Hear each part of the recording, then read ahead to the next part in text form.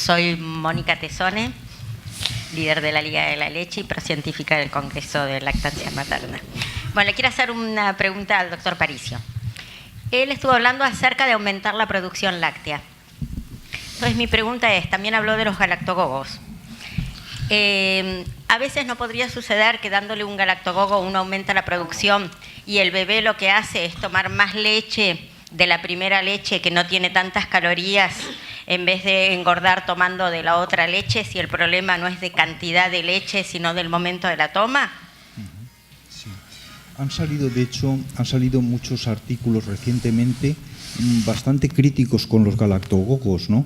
Porque también hay gente, como somos muy técnicos, los médicos, los sanitarios en general, lo que nos gusta son cosas de medicina, ¿no? Pon la pezonera, dale un galactogogo y olvídate, y sobre todo no me enrolles y no me cuentes tu vida, ¿no? Así. Entonces resulta que no, que puedes dar un galactogogo y no solucionar ningún problema.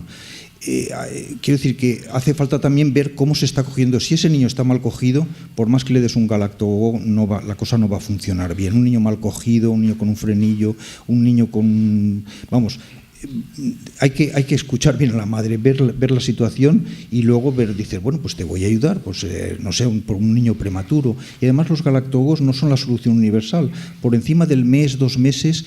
los picos de prolactina ya no hacen gran cosa. Pero bueno, como la mayor parte de veces la cosa está en el primer mes, se pueden utilizar juiciosamente, pero sin que sea la solución universal. O sea, además ver si hay otros problemas, si el niño está enfermo, si la madre del pecho lo tiene bien, así. La pregunta es si a veces aumentar la producción no podría ser contraproducente, aunque no sea con galactogogo. Yo creo que no. La producción vos aumentás y la calidad no varía. O sea, no es que vos le des, aunque sea, por más que le digas a esa mujer que tome más agua, la leche no va a tener más agua. Pero la aumentás la producción, aumentar con un galactógogo, no aumentás no varía la calidad. ¿No hacemos que el bebé tome menos de esta última leche que puede tener hasta 5 veces más calorías que la primera leche? Yo creo que no. Sí. O sea, no sé si hay algún trabajo hecho. No conozco trabajos, no. Pero yo me imagino que lo que hay que igualmente hacer es que siga tomando, claro, o sea, que lo mame que dice, un buen rato. Lo que dice José María, que los galactogogos se pueden dar los primeros hasta los 2 meses, 3, después la prolactina, que es donde actúa el galactogogo, baja fisiológicamente a niveles anteriores al embarazo, a valores allá del 6º mes, no hay prácticamente dosable prolactina. Bueno, micrófono acá, por favor. Casos de mamás que tuvieron una mastitis. Por favor, el nombre y María dónde Rosa es. Camposano, trabajo en una asistencia de salud primaria en Merlo. Tuve 2 chicas jóvenes que tuvieron mastitis y una se abscedó. Y después no pudieron darle a pesar de hacer mucha maniobra con el otro, y no se, o sea, a Galactia fue. En esos casos. Sí, bueno, en una mastitis no hay que interrumpir la toma de pecho, porque...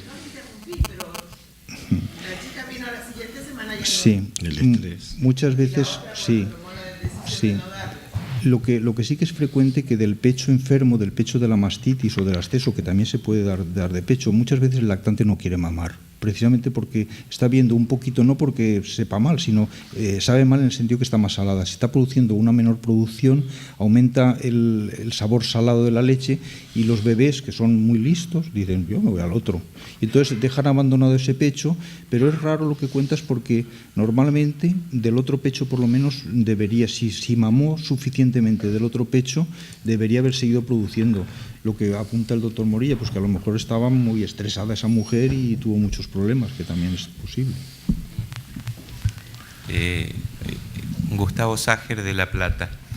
Quería preguntar, que es un mal de muchos, consuelo de tontos, el exceso de cesáreas, sobre todo innecesarias, el exceso de peridurales con hiperhidratación de la madre, con oxitocina, con de todo. Es muy frecuente encontrar bebés a las 3, 4, 5 días que bajaron el 12 al 15% del peso sin estar deshidratados, y muchos colegas miran la balanza, como enseñó don Horacio, que hizo muy bien en enseñarnos, Rijarraga, y que ahora dirige coros muy agradables, pero muchos médicos que deberían saber, y supongo que saben, pediatras, evaluar una deshidratación, leen lo que dice la balanza y por supuesto la culpable es la teta.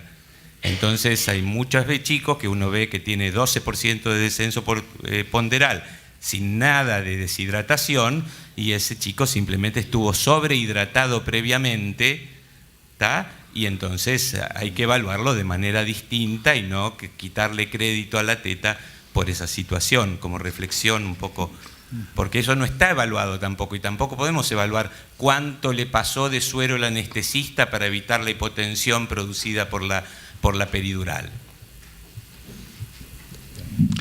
Eso está demostrado que ocurre. La hiperhidratación de la madre te lleva... La madre no es una mujer la mujer que va a un parto no es una mujer que está deshidratada. O sea, la vía es para mantener una vía, para medicarla si es necesario. O sea, la única función. O sea, si no es una mujer que fue con necesidad de líquidos, pero hay que hacerse entender a los obstetras eso. Y los pediatras, el hecho de pegarse a la balanza, o sea, ver la evolución del chico. Si es un chico que está reactivo, sano, que no tenés no tiene una ictericia prolongada, es un chico sano que no requiere, sí, una mirada, sin mirarlo todos los días, por ejemplo. Requiere que lo mires, no esperar una semana, que te vuelva la semana con menos peso todavía. Un seguimiento personalizado, día a día, con ver todo esto que dice José María, ver cómo se prende ese chico al pecho, si no hay un frenillo sublingual, si tiene la posición que tiene la madre, si no tiene a la semana una fractura de clavícula, un chico que por ahí le duele para mamar porque tiene una fractura, o tuvo un cefalomatoma que también es doloroso. O sea, hay que evaluar un montón de cosas normales y no prendernos y ver la orina, si la orina sea clara, que no es concentrada, moja bien los pañales, tiene deposiciones diarias. Todo esto hace que uno haga un seguimiento, como tiene que ser personalizado. Las tablas sí están bárbaras, pero las tablas no nos sirven, le sirven a muchos que no las saben interpretar, porque no todos miden 1,90, mido 1,60 y pertenezco al percentilo 3 y siempre fui así, y no soy una normal. O sea, saber que el percentilo 3, hay gente que es normal del percentilo 3 y hay gente normal del percentilo 97, y que por debajo hay 3% de chicos normales que son de bajo peso. Entonces, y tener en relación las dos para poder evaluar si tenés un desnutrido o no tenés un desnutrido, si es un chico que bajó de peso o no bajó de peso. Todo eso es lo que hay que hacer, que tenemos que aprender. Porque hay cosas que aprenden, yo digo que se aprenden muy fácil, por ejemplo, el uso del chupete para prevenir la muerte súbita fue como la pólvora. Todo el mundo le pone chupete a los recién nacidos por riesgo de Entonces, o los asustaron, o nosotros tenemos que asustarlos con que si no toman el pecho, se enferman peor. Es que quizá para el doctor Talayero. Sí, la cultura incidiendo en lo que dice el doctor Sager, la cultura del peso es tremenda entre nosotros, entre los pediatras, entre nuestros residentes. Deberíamos quizá hacer pasar a los residentes un periodo sin peso, sin balanza, es decir, mira, apáñatelas de otra manera, tú estás detrás, pero tú no vas a ver los pesos, ¿sabes? Porque, y de nuevo volver a escuchar más a las madres, porque cuando ves una madre que te han enviado, que viene llorando porque le han dicho que ha perdido un montón, o que no ha ganado nada, ¿no? Y tú le preguntas y le dice, usted se nos dice, mire, y te muestra, está incluso manchada por todas partes porque tiene mucha leche. Ves al bebé que está allí tan tranquilito y digo, ¿y le hace daño para cogerse? No sé, no me hace daño. Y come muchas veces porque te esperas que todo sea un desastre. No, come muchísimo a todas horas, tal. También le han dicho que eso es malo. Le han dicho, claro, si come tanto es que no hay leche, ¿no? Sí, así. Sí. Y les preguntas, ¿y cuántas cacas? Y dice, pues está siempre haciendo cacas y es un desastre, no podemos con tanta caca, ¿no? Y orina mucho y tal. Y dices, ¿pero qué está pasando? Y en efecto ha perdido peso. A mí cuando ha perdido peso, pero me cuenta todo eso, digo, mire señora, yo qué sé lo que pesaría antes, pero esto no puede ser, su niño está bien, y le haces que se coja. Y es que no sé si aquí les pasa a ustedes también lo del alta precoz, precocísima, ¿no? Sí. Que parece que se vayan a alta antes de haber nacido, ¿no? Sí. Entonces resulta que les damos de alta al primero o segundo día y dice, ay, qué bien, no ha perdido nada, ¿no? Y luego a los 7 días los pesan y dicen, mira, y claro, es que perdió mucho más de lo que nosotros marcamos que ha perdido al segundo día. Y entonces adivina dónde se hundió ese peso, ¿no? Pero la balanza no es la misma. Sí. Y la balanza no es la misma. Y además balanza cambió de balanza. La balanza sí. Que tenías en la NEO era distinta y está graduada distinto. Si es la misma. Sí. Yo voy a reivindicar las curvas. porque las curvas de la OMS tienen, además, hay unas curvas para menores de 6 meses. Sí.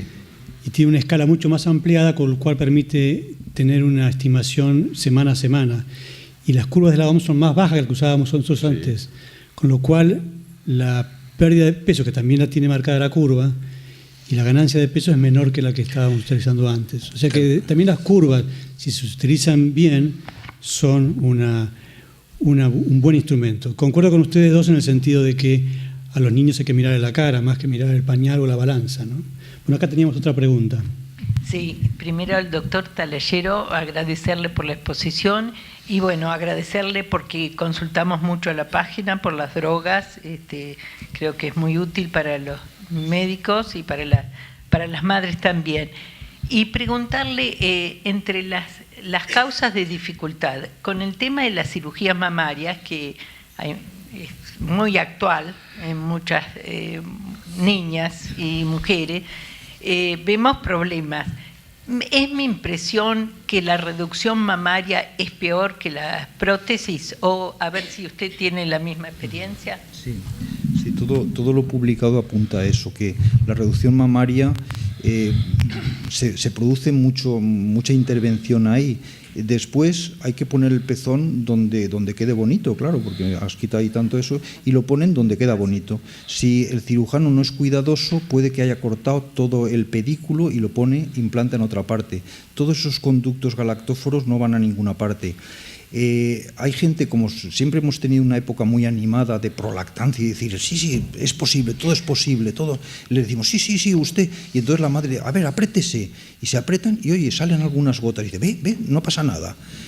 Van mal. Salen algunas gotas porque hay alguna recanalización, alguna cosa, pero son mujeres que van a tener muchos problemas. Debemos ser realistas con con esas mujeres que han sufrido esas agresiones quirúrgicas, ¿no? Y decirles, bueno, intentarlo, desde luego siempre vale la pena intentarlo, pero a veces vale la pena poder mantener una lactancia mixta que arruinarle la moral a una mujer que le has dicho sí, porque si tú le has dicho sí, luego como es que no, ella se va a sentir culpable y dice, fíjate con lo fácil que me dijeron que era y yo no he podido, es culpa mía, ¿sabes? Entonces a veces vale la pena decir, bueno, usted póngaselo, que es bueno ponérselo, iremos viendo y así. En ese sentido son peores las de reducción que las de aumento, pero debemos desconfiar de las de aumento porque a veces incluso tú no te das cuenta, uno no es experto en pechos, ¿no? Aunque estamos aquí hablando de lactancia, y yo he visto mamar a niños y están así, y solo a lo mejor cuando ya se va la señora me dice, ay, se me olvidó decirle que me que llevo implantes, y digo, pues están tan bien hechos que no se nota nada, ¿no? Así, y entonces resulta que puede ser esa la raíz del problema porque se seccionó uno de los nervios intercostales que llevan la transmisión del pezón vía así. Puede haber problemas también. Acá se utiliza mucho el implante el aumento de glándula mamaria con incisión periareolar. Eso también hay que tenerlo en cuenta porque esa que deja menos cicatriz es la que más impide la lactancia. En aumento de tuve un paciente que un mes también con un aumento de peso era lentitud y al mes la madre me refiere y tengo implantes mamarios. ¿Cómo te los pusieron? El cirujano plástico ella le dijo, yo quiero amamantar. El cirujano, esta es la mejor forma que vas a poder amamantar, y tiene una lactancia mixta y la logramos mantener una lactancia mixta, no otra cosa. O sea que hay que tener cuidado los dos tipos. Bueno, sí. Sí, nombre y lugar. Buenas tardes, yo soy el doctor Flavio Mauchi. En varios lugares estoy en atención primaria en Vicente López, a su vez por mi cuenta hago guardias los domingos en la maternidad Santa Rosa, de pediatría todas. También son 36 horas en La Matanza, haciendo guardia un día y al otro día consultorio externo. Lo que yo le quisiera preguntar son 4 preguntas que se me ocurren, hasta ahora espero que sean todas rápidas. Si la biodisponibilidad del calcio que tiene la leche materna no se perjudica por el uso demasiado rápido de las fórmulas, sobre todo en los primeros días de vida. Si la biodisponibilidad del calcio de la leche materna no está, o que es algo tan importante para el prematuro, sobre todo. La biodisponibilidad del calcio. Si usamos fórmulas rápidamente. Esos atributos maravillosos que tiene la leche materna, ¿no? Si introducimos leche materna enseguida, sí.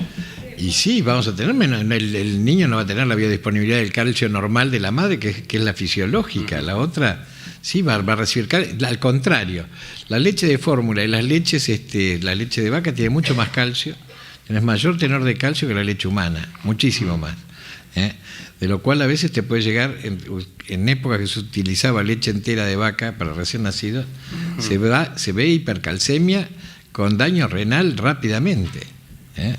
O sea que hay que tener, el riesgo es mayor cuando utilizas una fórmula con respecto a la hipercalcemia.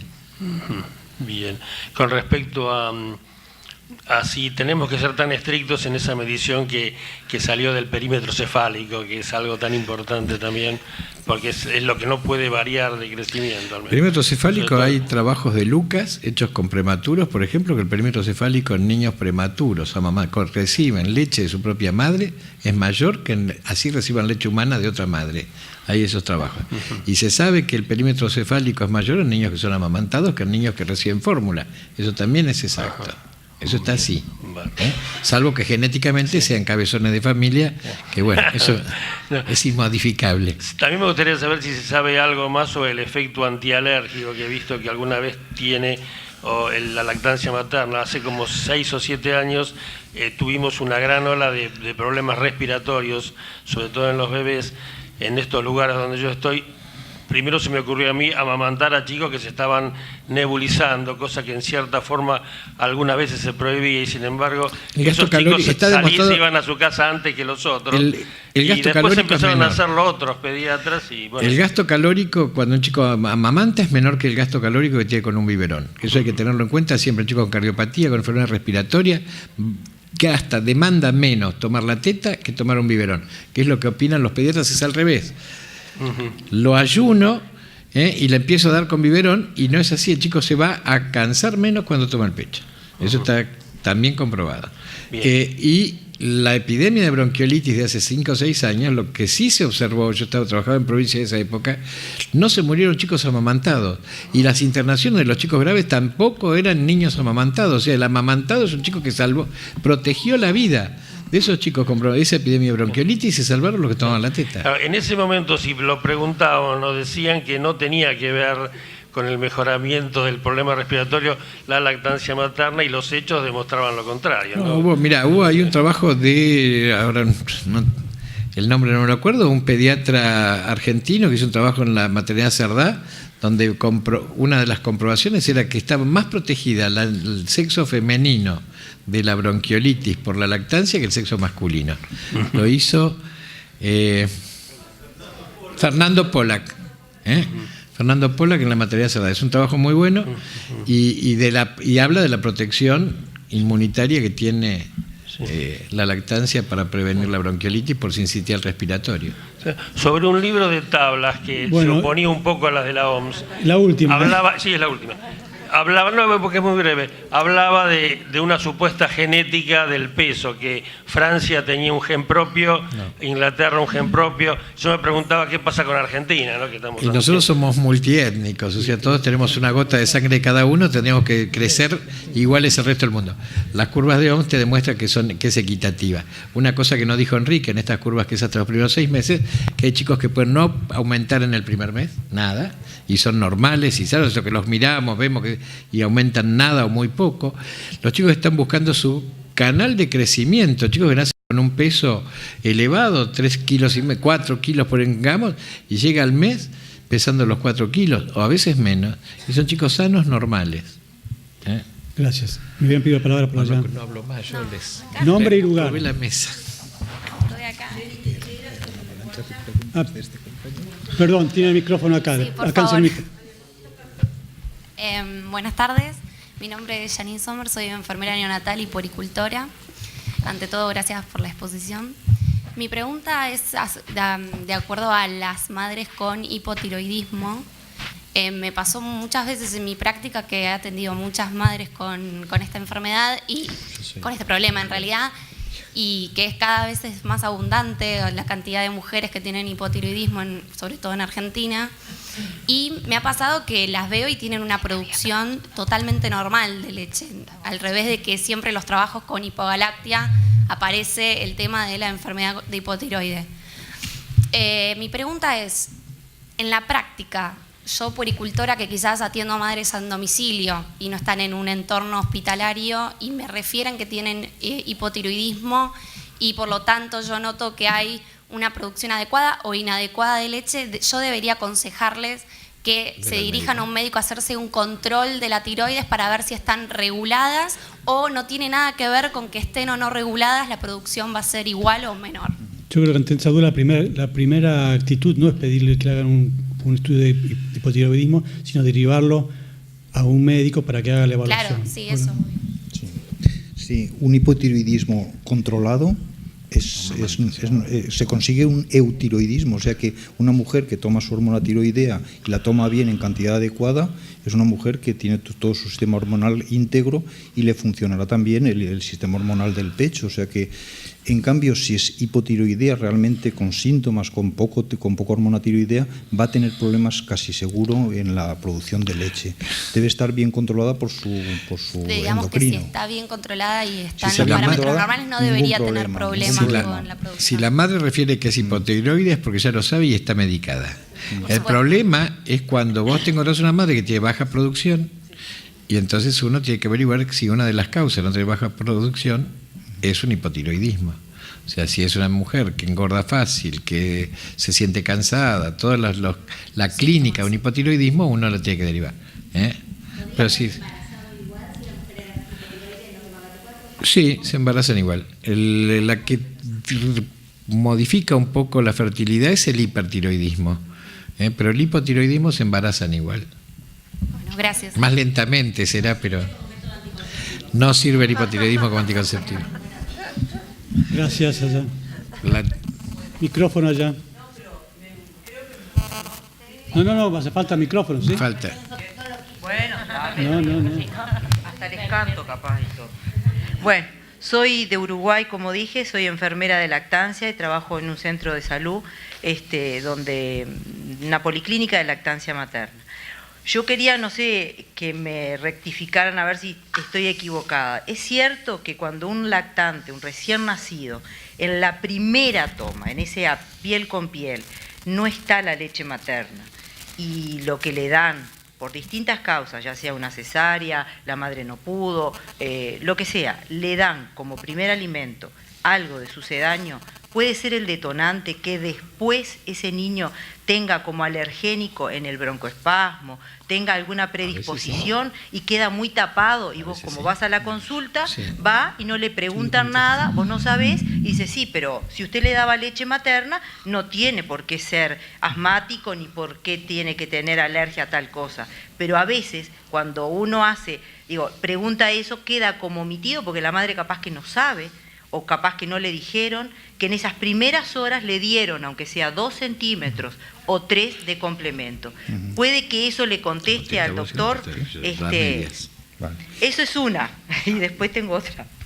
Dale, largar la otra. ¿La largo? Bueno, en Uruguay nosotros tenemos, escuchamos y más o menos entre todas, vemos que la variante en el pérdida de peso, luego que el niño sale de alta del sanatorio, es condicionada un poco, se rige mucho el 10%. Pueden salir con el 10%. Pero después, el límite que nosotros tenemos, que tienen, es al 10º día. Peleamos muchísimo porque se logre un poquito más, pero es como una tabla, es al 10.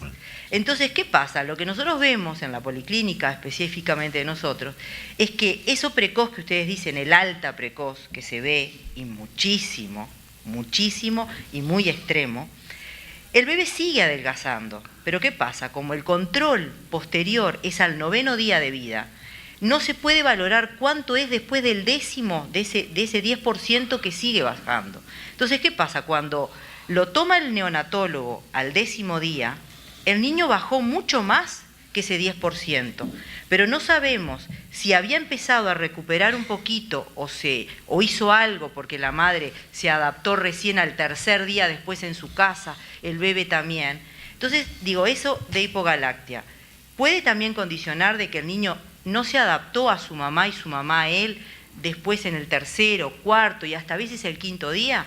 Nosotros en la policlínica de nosotros lo que hacemos es cuando vemos, porque las vemos todas en el sanatorio, y valoramos que esa madre va a ser una madre que va a tener alguna dificultad, le cortamos antes del primer control de ese neonatólogo, va a la policlínica de nosotros, a veces a las 48 horas después de salida del sanatorio. Y ahí sí le hacemos una pesada, pero no para enloquecer a nadie, sino para saber qué le pasó de ese 10% menos. Digo, ¿está bien hacerlo? ¿Podemos seguir manejando eso? ¿Contestas vos? Sí, la verdad es que de salir del hospital no deberían pasar más allá de 72 horas, un poquito más para el primer control. O sea que es muy bueno lo que hacéis, tener ahí un primer control, ver cómo está, aprovechar para ver cómo se coge, cómo va todo, qué sensaciones tiene la madre, si ya se nota subida de bajada de leche, porque a veces en la maternidad no la tuvo todavía porque se fue el primer día. Es un control muy interesante, máximo 3 días, 4 ya son a veces demasiado. Sin embargo, eso por lo menos en nuestro lo tenemos muy mal puesto. En muchos sitios no se hace y pasa lo mismo que me comentas tú, que van a la semana y ya es un desastre, y sobre todo ven lo que comentaba antes, una pérdida excesiva de peso o una no ganancia. Y claro, pero es que ¿cuánto debió perder? ¿No? O sea que sí que es bueno lo que hacéis. Lo ideal es tener un primer control, como dice José María, dentro de las 72 o a veces hasta el 4.º día, primer control. Muchos chicos pierden, recién empiezan a recuperar el peso nacidos al 4.º día y tardan en recuperar el peso, de acuerdo a las tablas, hasta los 14 o 21 días. O sea que tenés una etapa de engorde bastante importante. Con respecto a lo que decías de los alérgenos, primero saber que el asma no se previene totalmente con la teta. San Martín era asmático y en la época de él no había biberones. ¿De acuerdo? No era, bueno, previene el broncoespasmo, es como no es la panacea. El que va a ser asmático es asmático y puede ser por otra de las causas. Pero sí puede ser que una primer leche, una primer fórmula, ese alimento prelactancia, modifique la parte, son deleterios, no te das cuenta hasta que no aparece el cuadro. O sea, le dejaste una impronta para una alergia futura. ¿De acuerdo? Pero también saber que hay chicos que pueden hacer reacciones alérgicas por las proteínas de la leche vaca a través de la leche de la madre. Pues ya tengo una pregunta. Sí, yo soy la doctora Miriam Ortigosa y soy de Paraguay. Quería preguntarle al doctor en su presentación sobre este tema específicamente, también así como en Uruguay, nosotros decimos si no recupera el peso del nacimiento al 10.º día. Y me llamó mucho la atención su presentación, si bien el doctor de la Argentina ya aclaró que se puede extender. ¿Pero hay alguna publicación científica con respecto a que usted en su presentación extiende a 20 días? Porque incluso con 10 días no hay publicación científica. Por eso quería preguntarle. ¿Qué hay? Curva del primer mes. Archivos argentinos de pediatría. Curva del primer mes en el recién nacido amamantado. Recuperación, la media, el percentilo 50 al 8.º día, en una población de 1.200 y pico de bebés. El percentilo más bajito, 22 días. Y bueno, hay bebés que recuperan a las 48 horas. Pero fíjate en los archivos argentinos de pediatría, paso la propaganda, COBA, SALDA, y está publicado. Hay una curvita que puede ser como referente.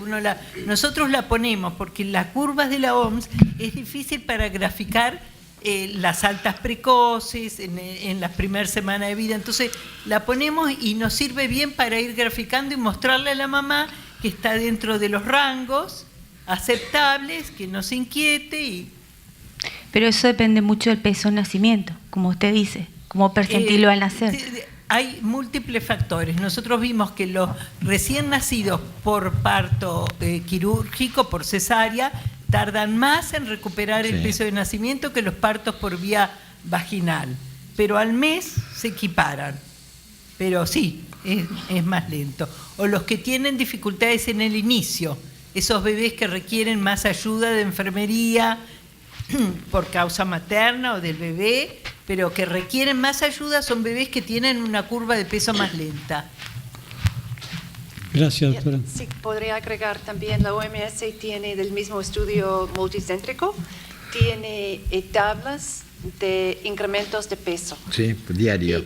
Sí, diario. Entonces yo creo que son muy útiles también cuando hay cualquier duda de si el niño está ganando bien del peso. Y obviamente también tiene sus desviaciones estándar, o sea que otra vez es como está siguiendo su camino, ¿no? Entonces yo creo que también es otra herramienta súper útil.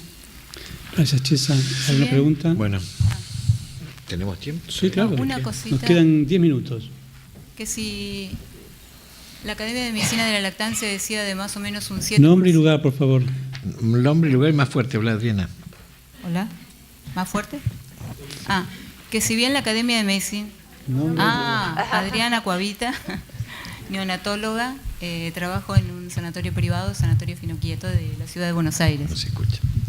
Que si bien la Academia de Medicina de la Lactancia hablaba de un 7% de descenso de peso tolerable en los recién nacidos amamantados, en Pediatrics de enero de este año, el volumen 135, lo busqué recién, de 1 de enero del 2015, salen curvas, de acuerdo con lo que decía la doctora, de las diferencias de peso en los primeros días de vida, según el bebé sea nacido por parto vaginal o por cesáreas. Digo porque les puede ser útil para consultar. ¿Allá?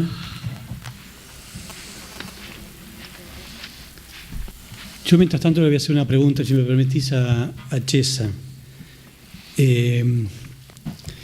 La iniciativa y el código surgen casi fundamentalmente a fines de los 70 con el problema que hubo en África con los chicos que estaban alimentados con fórmula, que fundamentalmente con fórmula de leche entera, a tal extremo que se lo llamaba baby killer, y por eso se llamó después a los hospitales baby friendly, ¿no?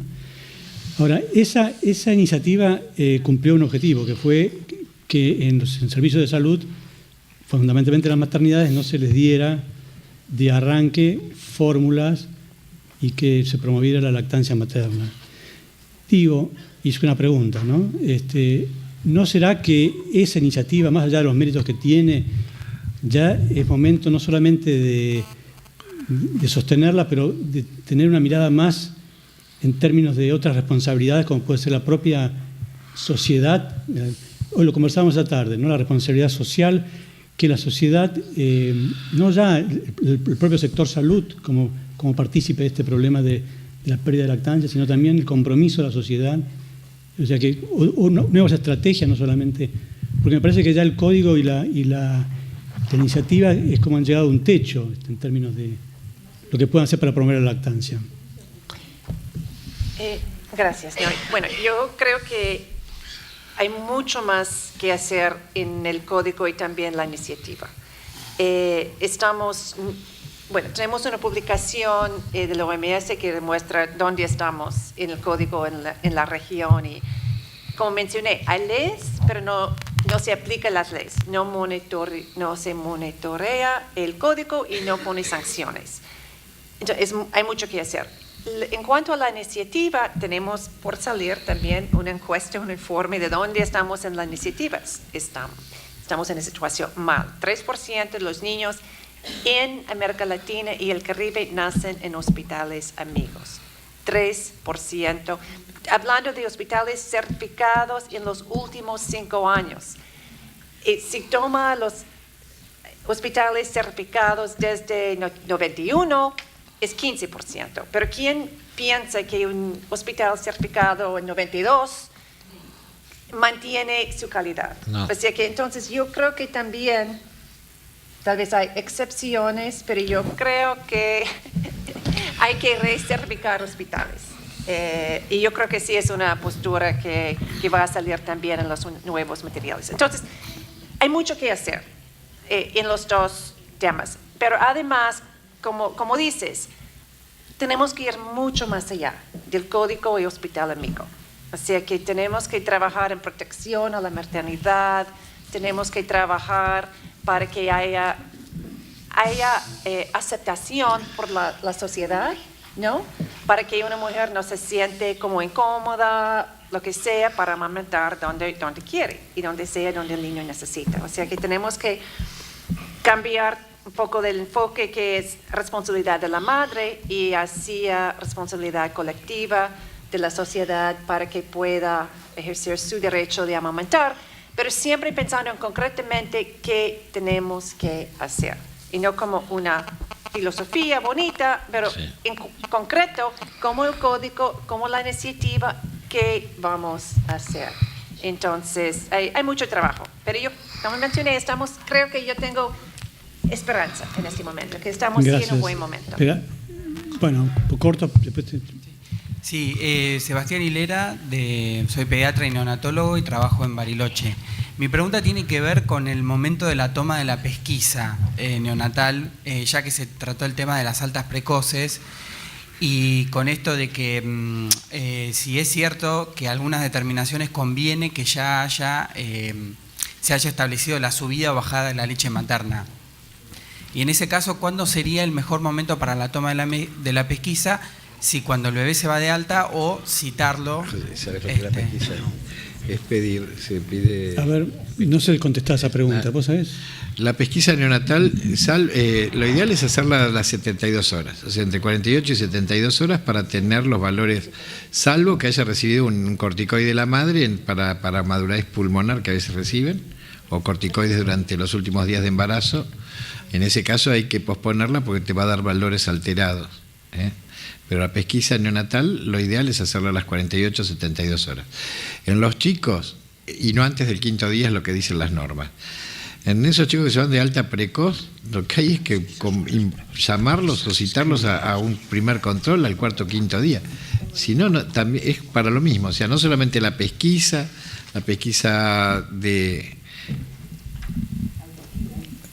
auditiva, las otomisiones, o sea, hay otras cosas, no solamente la pesquisa de errores congénitos del metabolismo, sino también la pesquisa auditiva. Si no, se pierde. O sea, si alta precoz, rápida, a las menos de 48 horas, 24 horas, un chico que se vaya de alta, se va si la madre. Habría que hacer como otros países, que hasta que el chico no mama bien, no amamanta bien, no se prendió el pecho, no se va de alta. Ese chico se va con la madre con los pezones agrietados, seguro, porque tomó 2 o 3 veces. Un chico que todavía a veces no sé si ha hecho todavía el meconio. O sea, hay alta, hay que tener en cuenta también eso. Bueno. Está jugando con la vida. Gracias. Marilu. Yo quería hacer un comentario con respecto al código. La doctora Heita es expresidenta de la Sociedad Argentina de Pediatría. Me presenté, perdón que no me presenté. Bueno, quería decir algo con respecto al código. Yo creo que no es que hay que dar vuelta a la página, porque yo creo que la página nunca se escribió. O sea, hay monitoreos que se hacen, digamos, como diría yo, como voluntarismo, como los que hace IPFAN, con pocos recursos, con unas cuantas personas que mandan una fotito de lo que pasó en una farmacia. El mismo ministerio tiene un observatorio de violaciones al código que yo lo llamaría también silvestre, porque no es algo oficializado donde esté el INAL metido. Hasta ahora nunca hubo una sanción. Hemos llamado a reuniones que algunos de ustedes habrán estado convocando a la gente que administra en estas organizaciones del Estado las denuncias que en algún momento recibieron. Cuando le preguntábamos qué hacían, decían, bueno, se hace un expediente. Pero ese expediente nunca tuvo una multa. Y si hay multas, son ridículas. Son multas ridículas que a la empresa no les conviene ni mandar un abogado, le conviene pagarla. Sí. Además, creo que el código lo que necesita es una actualización. Hay muchas publicidades engañosas que por más apoyo comunitario, yo estoy totalmente de acuerdo con lo que vos propones, Chesa, pero creo que no es suficiente. El bombardeo de la televisión es todo el día, en todas las casas, de lunes a lunes.